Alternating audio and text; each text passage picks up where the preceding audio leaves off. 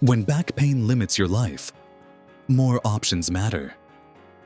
Patients with spinal stenosis often assume their only options are to keep living with pain or undergo major surgery. But spine care continues to evolve. Hi, my name is Dr. Didier Demesmin. I'm from New York and New Jersey.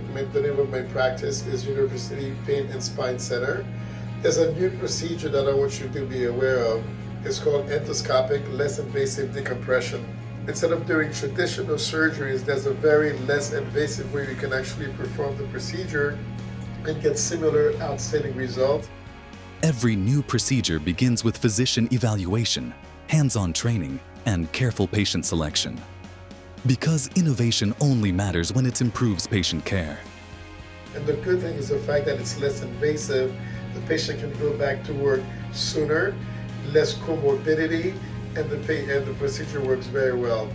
I'm one of the experts in the procedure. I came all the way to train in Fort Lauderdale in the procedure, and I cannot wait to offer it to a lot of my patients.